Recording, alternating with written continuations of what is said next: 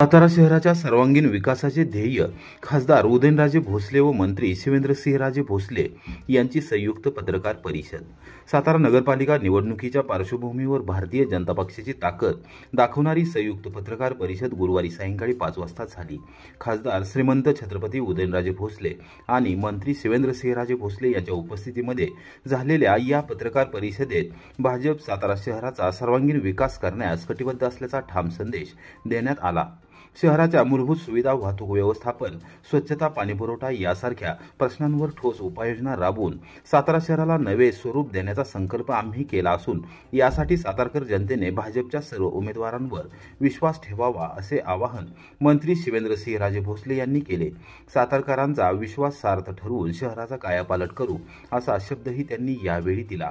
ज्येष्ठ नेते दत्ताजी थोरात, सातारा लोकसभा मतदारसंघाचे संयोजक सुनील काटकर, नगराध्यक्ष पदाचे उमेदवार अमोल मोहिते तसेच नगरसेवक पदांचे सर्व उमेदवार, पदाधिकारी आणि कार्यकर्ते यावेळी उपस्थित होते। ज्यांना उमेदवारी मिळाली नाही त्यांचा सुद्धा कुठे ना कुठेतरी वेगवेगळ्या आता महामंडळ असतील, हे असतील, बाकीचे जे काही समित्या असतील त्याच्यात त्यांचा विचार नक्कीच केला जाईल एवढं या प्रसंगी मी सांगतो। कृपया करून कोणी गैरसमज करून घेऊ नका की मला म्हणजे कोणाला डावलण्याचा हा अजिबात उद्दिष्ट नव्हता।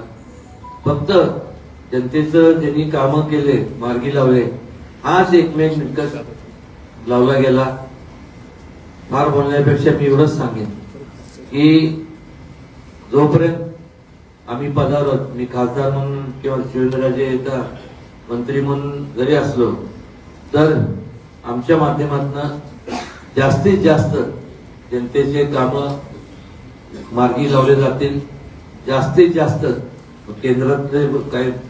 केंद्रातून निधी आणला जाईल, राज्यातून शिवेंद्रराजेचा मंत्री आहे त्यामुळं निश्चितपणे काही अडचण येणार नाही। पण तुमचे विचार, तुमचे काय कल्पना असतील त्या आमच्यासाठी तुमचं मतपेटीद्वारे जे तुम्ही मतदान करणार त्याच्यापेक्षा तुमचं जे वैचारिक मत आहे ते आमच्या सगळ्यांच्या साठी जास्त लाभ मोलाचं आहे एवढंच या प्रसंगी मला सांगावंसं वाटतं। काहींना आमची आज पण जाहीर तुमच्या माध्यमातून विनंती आहे की त्यांनी एखाद्या नाराजीच्या याच्यात किंवा त्या इच्छुक होत्या त्यांना उमेदवारी मिळावी।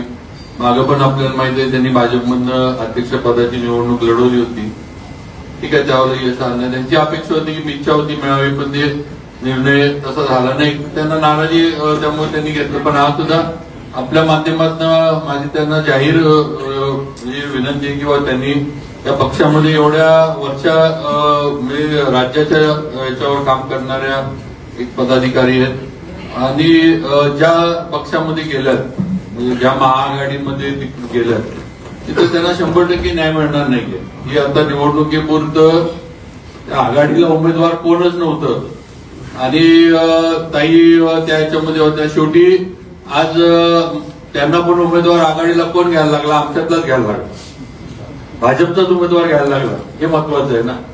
आघाडी एवढी तुमचं आहे तर मग तुमच्याकडे स्वतःचा उमेदवार का नव्हता?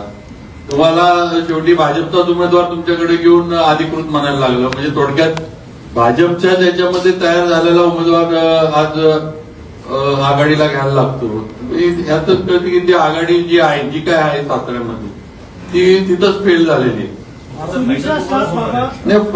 फायद्यापेक्षा आमचं म्हणणं आहे की ताईंनीच निर्णय घ्यावा आणि पक्षाबरोबर राहावं।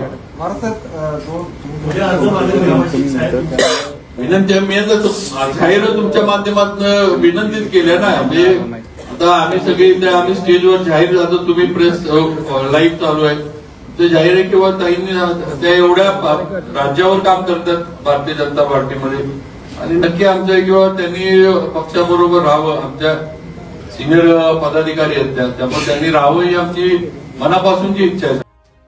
कराड नगरपालिका निवडणुकीत 5 जणांची माघार. उमेदवारी अर्ज माघार घेण्याचा शुक्रवारी शेवटचा दिवस. कराड नगरपालिका निवडणुकीच्या रिंगणातून अर्ज मागे घेण्याच्या दुसऱ्या दिवशी गुरुवारी दुपारी 3 वाजेपर्यंत 5 उमेदवारांनी माघार घेतली आहे. या निवडणुकीसाठी उमेदवारी अर्ज मागे घेण्याची अंतिम मुदत शुक्रवार दिनांक 21 दुपारी 3 वाजेपर्यंत आहे. निवडणूक शाखेकडून मिळालेल्या माहितीनुसार प्रभाग 2 ब मधून विनायक कदम अपक्ष, प्रभाग 3 अ मधून वंदना देशमुख अपक्ष, प्रभाग 6 अ मधून सपना ओसवाल अपक्ष, प्रभाग 7 ब मधून अभिषेक बेडेकर अपक्ष व प्रभाग 15 ब मधून श्रीधर फुटाणे अपक्ष यांनी आपले अर्ज मागे घेतले. उमेदवारी अर्ज मागे घेण्यासाठी शुक्रवार हा एक दिवस बाकी आहे. उद्या आणखी काही उमेदवार आपले अर्ज मागे घेण्याची शक्यता आहे. त्यामुळे शुक्रवार दिनांक 21 रोजी दुपारी 3 वाजेपर्यंत किती उमेदवार आपले अर्ज मागे घेणार याकडे कराडकरांचे लक्ष लागले आहे. बोरगाव डीबी पथकाची कारवाई. बेकायदा पिस्टलसह अट्टल टोळी अटकेत. 5 घरफोड्यांचा झाला उलगडा.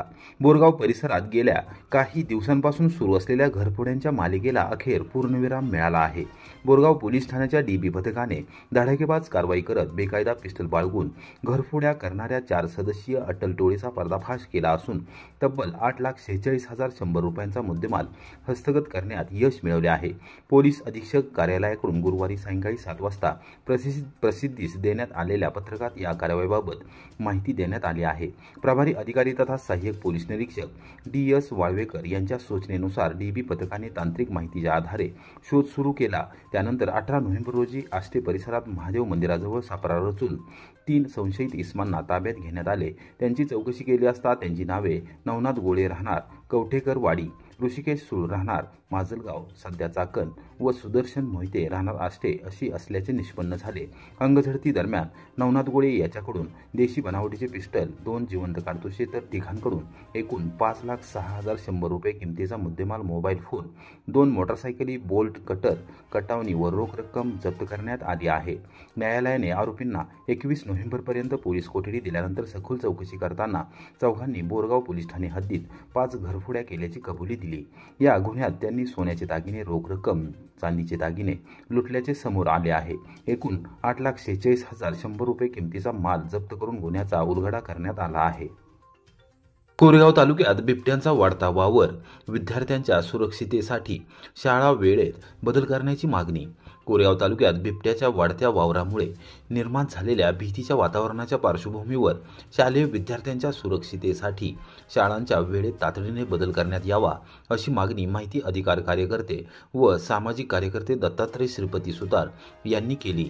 त्यांनी हे निवेदन कोरेगाव पंचायत समितीच्या प्रशासक तथा गट विकास अधिकारी सौ सुप्रिया चव्हाण आणि गट शिक्षणाधिकारी सौ वनिता मोरे यांना गुरुवारी दुपारी 4 वाजता सादर केले. सहाय्यक गट विकास अधिकारी लालासाहेब गावडे यावेळी उपस्थित होते. अलीकडे अहिल्यानगर जिल्ह्यात विद्यार्थी बिबट्यांच्या हल्ल्यात जखमी झाल्याच्या घटनांनंतर कोरेगाव तालुक्यातील विद्यार्थी ही संभाव्य धोक्याच्या छायेखाली असल्याचे सुतार यांनी निवेदनात नमूद केले. थंडीच्या दिवसात संध्याकाळी अंधार लवकर पडत असल्याने शाळा सुटण्याच्या वेळेत विद्यार्थ्यावर धोका वाढतो. ग्रामीण भागातील अनेक विद्यार्थी पायी शाळेत ये जा करत असल्याने त्यांची सुरक्षा अत्यावश्यक बनली असल्याचे सुतार यांनी निदर्शनास आणून दिले. मी दत्तात्रय सुतार, सामाजिक व माहिती अधिकार कार्यकर्ता, आज गट विकास अधिकारी यांना निवेदन देण्यासाठी आलो होतो की शालेय विद्यार्थी यांच्या सुरक्षेसाठी आज कोरेगाव तालुक्यात शहराचा वावर जास्त प्रमाणात आहे आणि दिवस लहान आहे.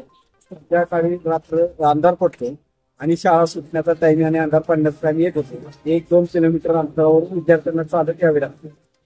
त्यासाठी शाळेची टाइम वेळ बदलावी यासाठी निवेदन देण्यासाठी आलो होतो. परंतु व्हिडिओ यांच्याशी चर्चा केली असता त्यांच्या निदर्शनास आणून दिले की शाळांचा टायमिंग सकाळी 9:30 ते दुपारी 4 वाजेपर्यंत करण्यात यावा, कारण अंधार लवकर पडतो आणि बिबट्याचा वावर जास्त प्रमाणात असल्यामुळे धोका होण्याचा संभव आहे. विद्यार्थी हे लहान आज खेळमेळ्याने वावरत असतात, त्यांना बाहेरचं इतर साईडचं कुठलंही हे नाही, भान राहत नाही आणि जाता जाता एखाद्या जर स्वापत किंवा बिबट्याने जर हल्ला केला तर दुर्घटना होण्याची शक्यता आहे.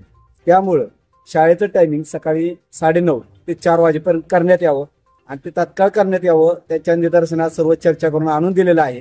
त्यांनी मला आश्वासन दिलं आहे की आम्ही लवकरात लवकर वरिष्ठांकडून मार्गदर्शन घेऊन त्या पद्धतीने वाटचाल करू.